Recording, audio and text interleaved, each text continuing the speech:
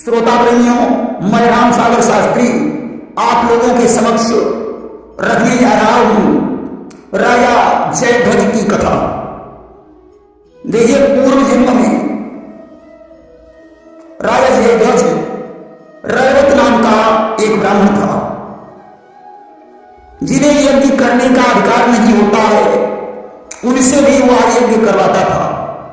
वह कई गांवों का पुरोहित था, चुगुल, निर्दयी, निषिद्ध काम करने वाला, न बेचने वाली वस्तुओं को भी बेच देने वाला, पापी, विप्रद्रोही, पराई स्त्री का गमन करने वाला, धन का लोभी, हिंसक, मदिरा का सेवन करने वाला और लुटेरा था।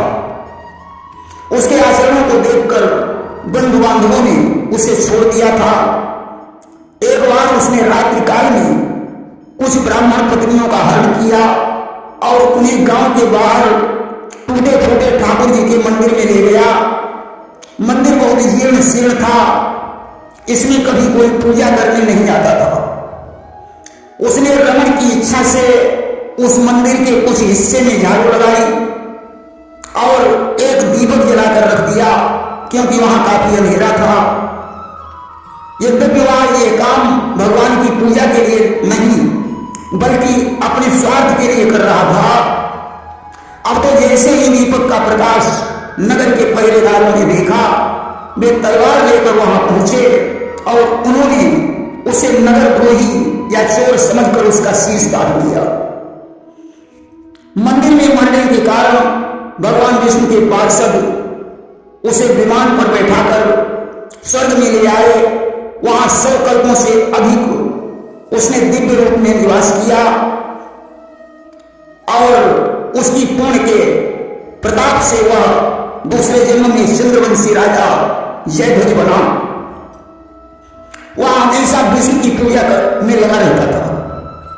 प्रतिदिन मंदिर में झाड़ू लगाता था, गाय के गोबर से उसे लीपता था और रात्रि के समय मंदिर में दीपक जलाता था।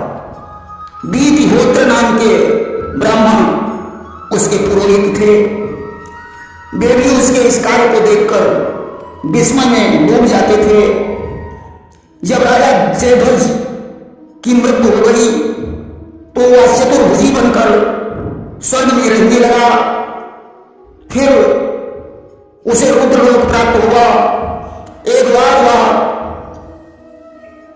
रुद्रलोक से ब्रह्मलोक को जा रहा था। रास्ते में उसकी भेंट देवर्षि नारद से हो गई। उसने उन्हें प्रणाम भी नहीं किया बल्कि उनकी हंसी उड़ाने लगा।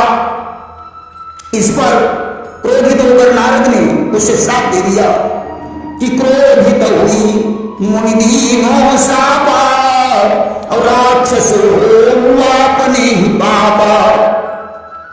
तुमने हमारी हंसी की है, इसलिए मैं तुम्हें श्राप देता हूं कि तुम राक्षस हो जाओ। देखिए, किसी संत महात्मा का कभी अपमान नहीं करना चाहिए। कहीं सच्चा योगी मिल गया तो क्षण मात्र में विनाश हो जाएगा कि मक्कर के चक्कर में पड़ियो सभी से पर टक्कर नरी जेता एक जटाधारी थे। आज इस चतुर्भुजी से धोखा हो गया। जो देवर्षि नारद का अपमान कर बैठा, साथ को सुनकर उसका दिमाग ठिकाने आ गया।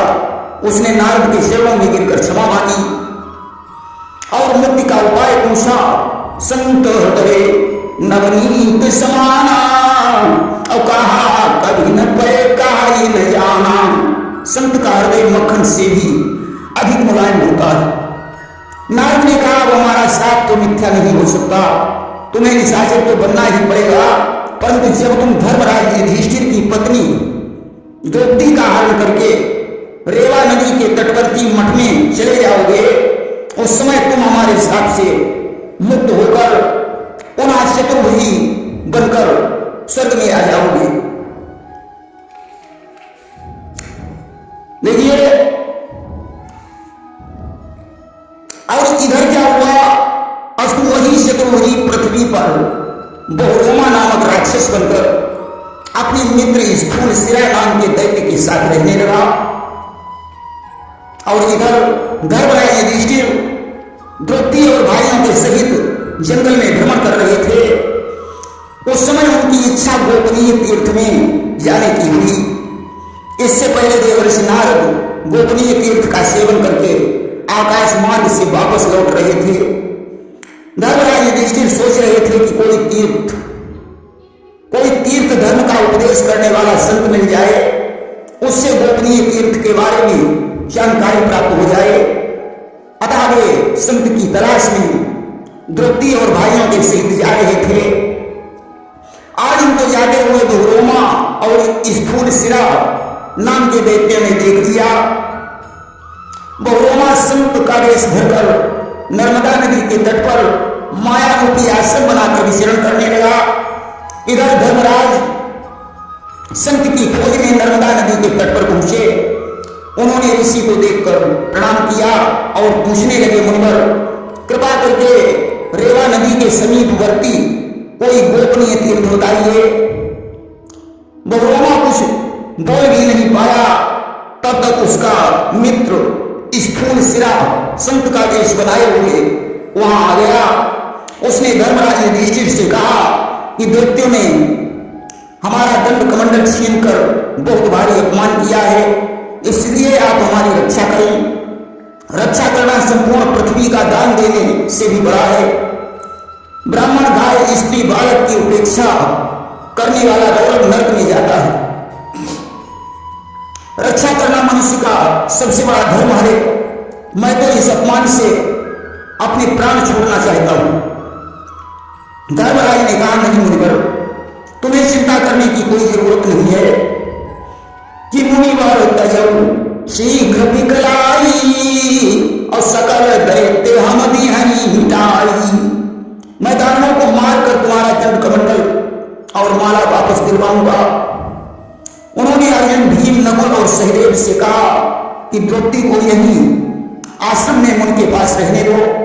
चारों भाई मेरे साथ चलो, देखी कौन से दानव हैं जिन्होंने स्थूल सिरा मुनि का अपमान किया है। आज द्रौपदी को छोड़कर पांचों पांडव उस दैत्य के साथ चल पड़े, परंतु उन्हें कोई दानव नहीं दिखाई पड़ा। तब धर्मराज ने अर्जुन से कहा कि तुम द्रौपदी के पास जाओ, मैं जंगल में प्रवेश करके दानवों की खोज करता हूं। आज गानवन में प्रवेश करके भी धर्मराज ने किसी दानव को नहीं देखा। अब तो उनके दिमाग में शंका उत्पन्न हो गई। उस समय उन्होंने आकाश की तरफ देखा और कहने लगे कि हे देवताओं, मुझे सत्य का मार्ग दिखाओ।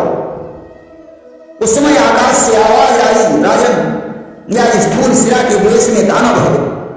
स्थूल सिरा तो बिल्कुल सुरक्षित है। ये सब इस दैत्य का नाटक है।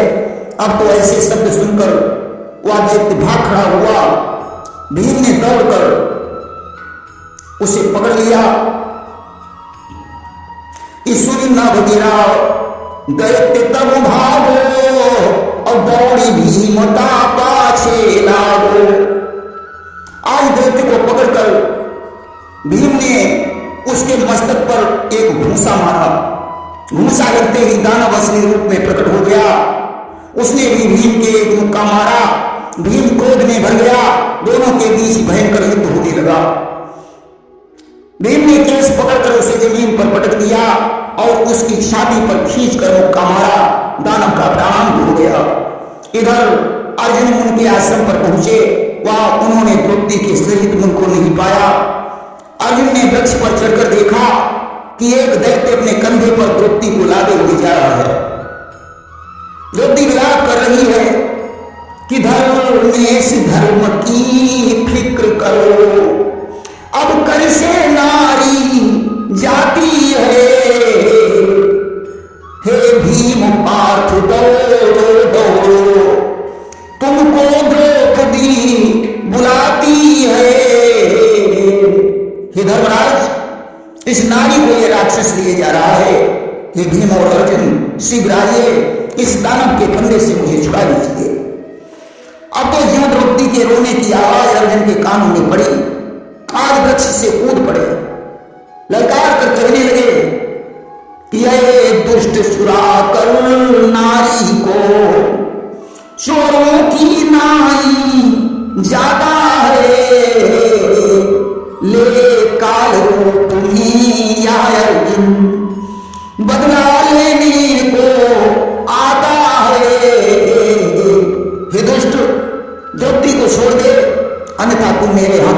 से मारा जाएगा। अर्जुन की ललकार को सुनकर बहुरोमा द्रौपदी को लेकर रेवा नदी के तटवर्ती मठ में घुस गया। मठ में प्रवेश करते ही उसका चतुर्भुजी रूप हो गया। अर्जुन भी उसी मठ में पहुंचे और बेसुन हुई हिंदी राखी पाठ सकुचाए और शीस चरण महनाए। अब तो अर्जुन भगवान का रूप देखकर चरणों पर गिर पड़े और उन्होंने कहा, प्रभु मुझे क्षमा करना, मैं ये नहीं जानता था कि आप ही वैष्णवी माया फैलाए हुए थे।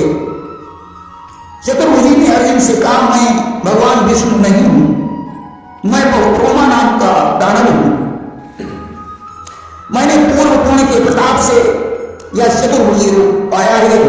अर्जुन ने कहा, बहुरोमन तुमने पूर्व जन्म में ऐसे कौन से कर्म किए थे जिससे तुम्हें ये विष्णु का सारूप्य प्राप्त हुआ है।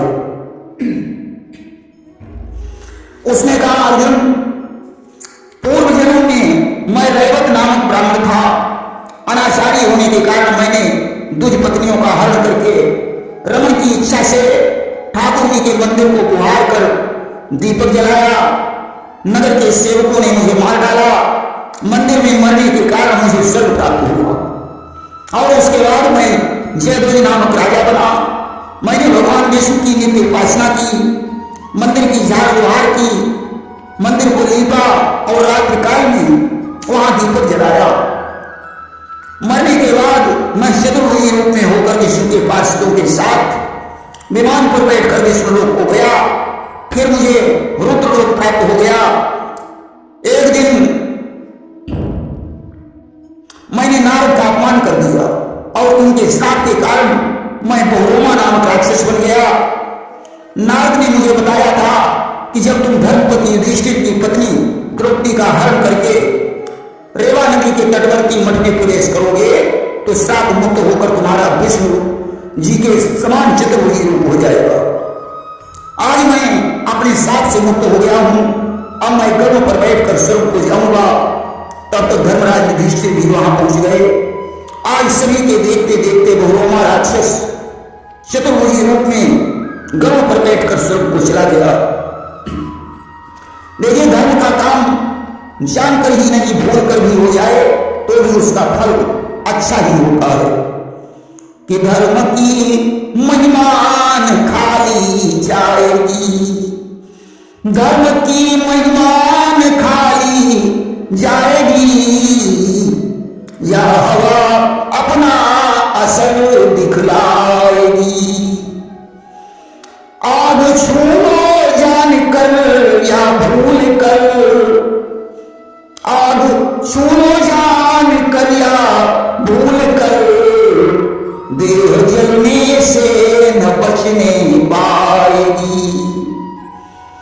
खाइए औषधि किसी भी रोग की, कुछ न कुछ वह फायदा पहुंचाएगी। देखिए, भगवान विष्णु के मंदिर में झाड़ू लगाना, लेपना और दीपक जलाना कितना महत्व रखता है। जो भगवान श्री जगन्नाथ की नित्य पूजा करता है वह भवसागर से पार हो जाता है। आज धर्मराज युधिष्ठिर ऐसा दृश्य देखकर आश्चर्य में डूब गए। भगवान का ध्यान करते हुए उसी रेवा नदी के तटवर्ती मठ में बैठकर भगवान विष्णु की पूजा करने लगे। देवर्षि नारद इसी गोपनीय मठ में विष्णु का दर्शन करके वापस हुए थे।